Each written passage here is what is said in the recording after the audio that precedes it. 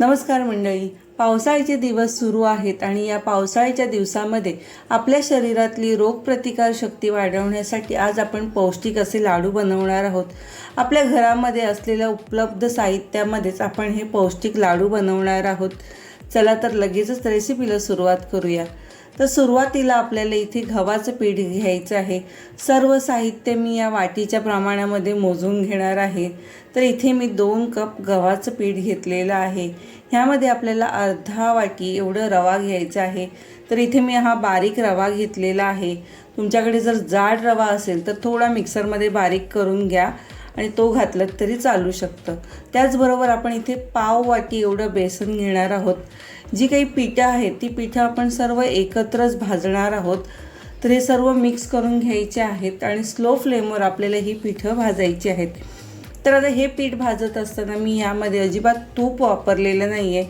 सुकंच पीठ मी इथे भाजून घेते, कारण गव्हाचं पीठ असल्यामुळे जेव्हा आपण तुपामध्ये भाजायला गेलो तर तूप खूप सारं शोषून घेतो. म्हणून आपण हे पीठ सुकंच भाजून घेणार आहोत.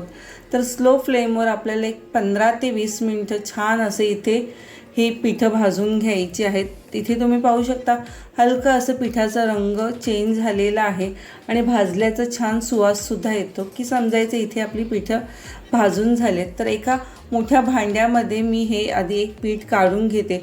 जसजसे आपण जिन्नस भाजणार आहोत ते आता ह्यामध्ये काढून घेणार आहोत. तर इथे 1 वाटी मी जाड पोहे घेतलेले आहेत आणि पोहेसुद्धा आपल्याला इथे स्लो फ्लेमवर छान असे भाजून घ्यायचे आहेत. हलका असा पोह्यांचा रंग चेंज झाला की इथे बघा पोहे आपले छान भाजलेले आहेत. तर आता हे पोहे आपण दुसऱ्या एका बाजूला ठेवून देणार आहोत.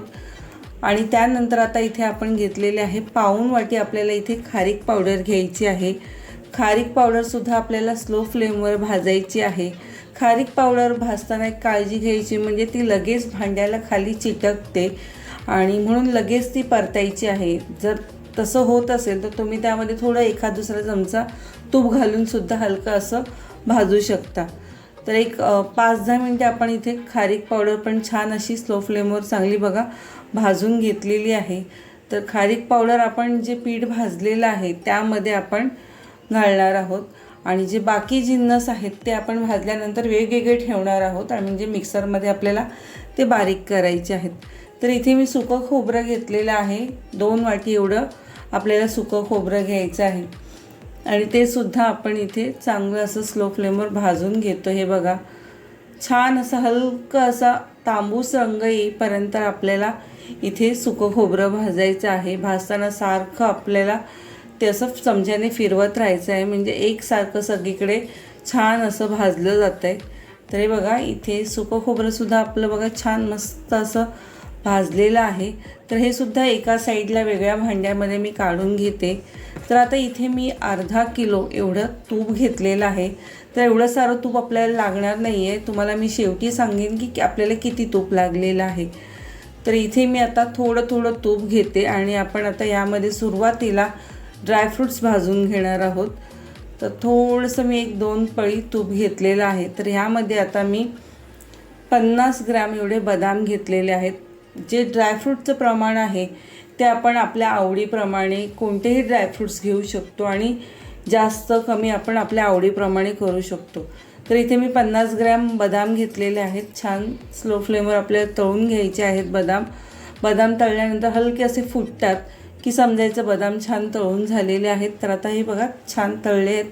एका साईडला काढून घेते आणि त्याचबरोबर आता बदाम झाल्यानंतर ह्यामध्ये आता मी काजू घेणार आहे. काजूसुद्धा इथे मी 50 ग्रॅम घेतलेलं आहे आणि ते सुद्धा छान हलकं असा तांबूस रंग येईपर्यंत आपल्याला छान तळून घ्यायचे. हे बघा काजूसुद्धा इथे छान तळून झालेले आहेत.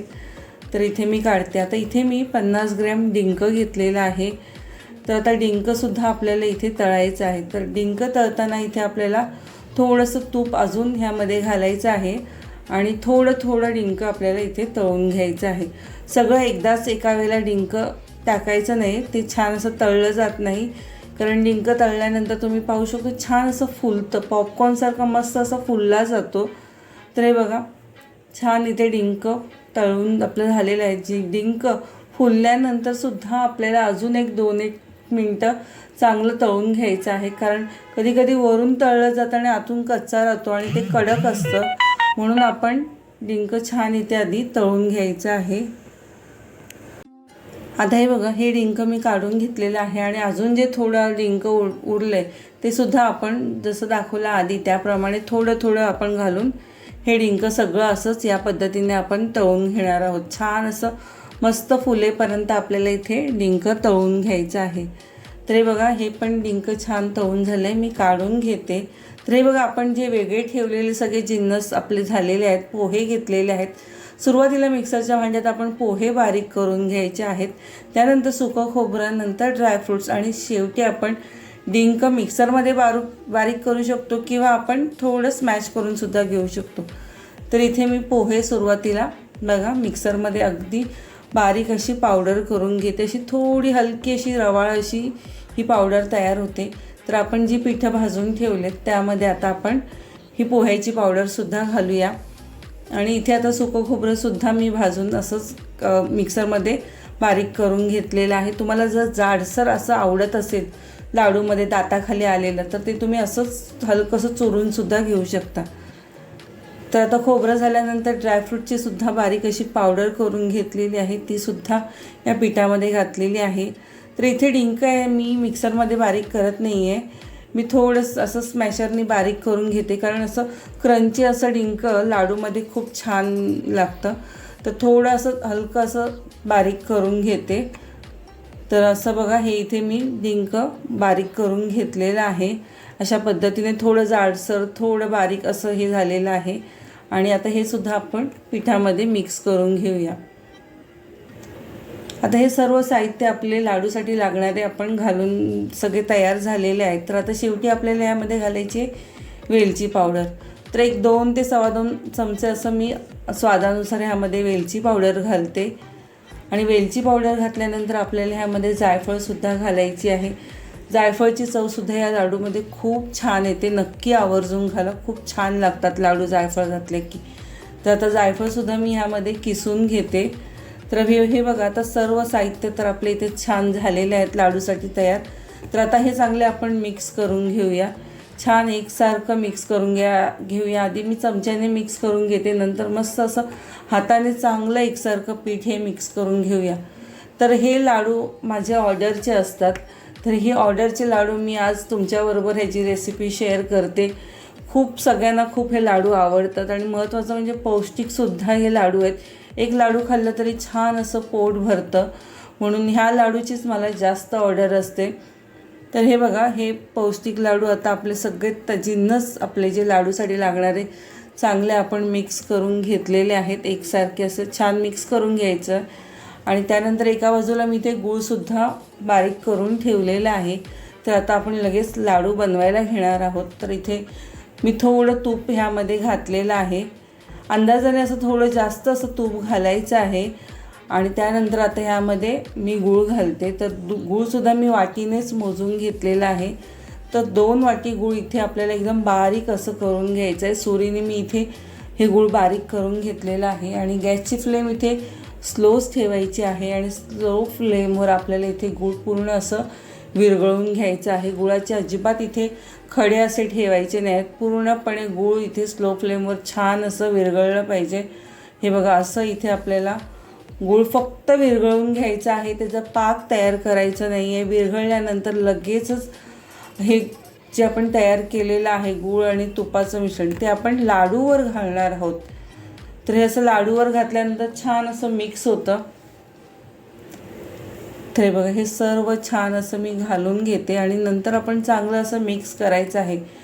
तुपाचं प्रमाण कमी झालं तरी काही हरकत नाही. आपण लाडू वळताना थोडं थोडं तूप जसं आपल्याला लागेल त्याप्रमाणे लाडू बांधता येईल असं तूप आपण घेऊ शकतो.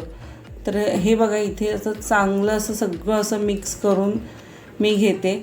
थोडं गरम आहे म्हणून आपण चमच्याने चांगलं मिक्स करून घ्यायचं आहे.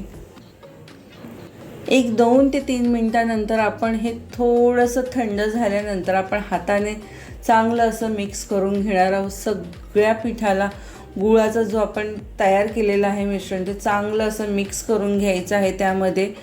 हाताने एकसारखं चांगलं दोन्ही हाताने चांगलं आपण मिक्स करून सुद्धा घेऊ शकतो. मस्त एकसारखं मिक्स झाल्यानंतर लगेच आपल्याला इथे लाडू वळायला घ्यायचे आहेत. तर ह्या पिठामध्ये मी जे तूप घातलेलं आहे ते परफेक्ट मला पुरेसं आहे. आपण पटापट हे जे लाडू वळायचे आहेत, नंतर ते थंड थोडंसं झाल्यानंतर ते जे लाडू वळता येत नाहीत, मग आपल्याला अजून थोडंसं तूप घेऊन ते वळावे लागतात. म्हणून शक्यतो कोण मदतीला असेल तर घ्यायचं, म्हणजे पटापट हे लाडू आपल्याला वळता येतात. गरम असताना मस्त बांधता येतात लाडू. तर हे बघा इथे आता मी हे असे लाडू बनवून घेते. तुपाचं प्रमाण इथे परफेक्ट झालेलं आहे. हे बघा इथे लाडू छान असे वळता येत आहेत, म्हणजे तूप परफेक्ट ह्यामध्ये झालेलं आहे. हे बघा मस्त असे इथे आपले पौष्टिक लाडू असे तयार होतात. तर तुम्हीसुद्धा हे लाडू नक्की घरी आवर्जून करा. जर तुम्हाला लाडू बनवायला वेळ नसेल तर तुम्ही मला ऑर्डरसुद्धा देऊ शकता. तर खाली डिस्क्रिप्शनमध्ये मी माझा नंबर देते, त्यावरती तुम्ही ह्या लाडूची ऑर्डरसुद्धा देऊ शकता. तर हे अशा पद्धतीने आपण आता हे सगळे लाडू बनवून घेतो आहे. छान चविष्ट असे हे लाडू होतात.